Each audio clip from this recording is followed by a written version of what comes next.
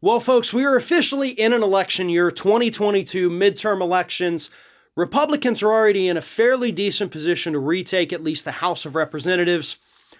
And the situation for the Democrats continues to get worse, unfortunately. And the news this week makes things even more difficult.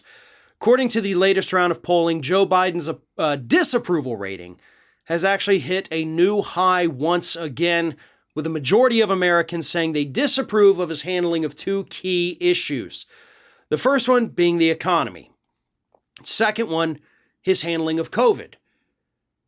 Now, about a month ago, Joe Biden had positive numbers on his handling of the pandemic. That began to change in mid-December, and of course, here we are early January, and it's completely underwater now. A lot of that obviously has to do with the Omicron surge, but the poll shows a majority of Americans now say this administration is not doing enough to mitigate the pandemic. And what I find interesting about that is that that statement is simultaneously true and not true. It's true in regards to the fact that they could be sending out tests, they could be sending out masks, and they're not. They could be putting mask mandates for domestic air travel in there. Or not mask mandates, vaccine mandates. They're not. I think they should go full balls to the wall and do everything they can. Get people free masks, get people free tests. Make sure that if you want to fly on an airplane, you've taken the vaccine. But they're not doing these things. So yes, they're not doing enough. On the other hand, and this is something Biden does say a lot, it's a pandemic of the unvaccinated. And that's not to say that vaccinated people aren't getting sick. They absolutely are. We know that. But they're not dying at the rates that the unvaccinated are. They're not going to the hospital at the rates that the unvaccinated are. Most of the fully vaccinated individuals that get this, they're out sick for a few days and then they get over it and they move on.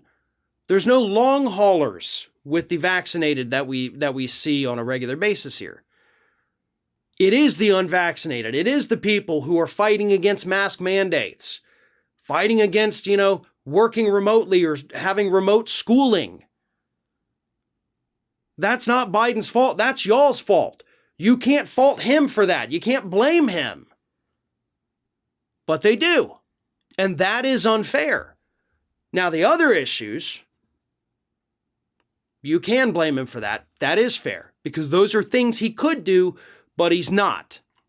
So I always think it's important to point out those distinctions. I've talked a lot about Biden's poll numbers. We talked a lot about Trump's poll numbers back in the day as well. But you do have to discern what's real, what's fair, and what's not. But at the end of the day, it doesn't matter because if the public holds these opinions, they hold those opinions. All we can do is try to explain it better to them so that maybe they understand, yes, there's things he could be doing, but there's a lot of idiots out here also that are making things so much worse and he can't control that. But here's the problem. You have a vast majority of independents, and when I say vast, I'm talking 70 to 80%, who give him a failing grade on his handling of the pandemic and the economy. What's going to happen when these people go to the polls in November? If there's little change from where things are now, they're going to take out those frustrations they have on Joe Biden on his party.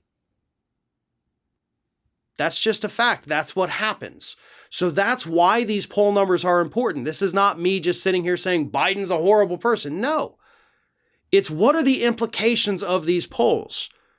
And the implication is that if this administration cannot turn it around, if they cannot start delivering for people, which they could, but if they choose not to do that, the frustrations that the voters have with the Democratic president will be taken out on the Democratic candidates in the midterms. And Democrats are not happy about this. But part of it is their fault too. Y'all got to step it up. And I know you've got roadblocks like Joe Manchin and Kyrsten Sinema, and those are damn near impossible to overcome. So find other ways, find other things. Pressure Biden to start signing some executive orders to get some things done that he can do that way. Because if you don't, 2022 is absolutely going to be a red wave of idiot, crazy Republicans taking over your seats and making this country so much worse.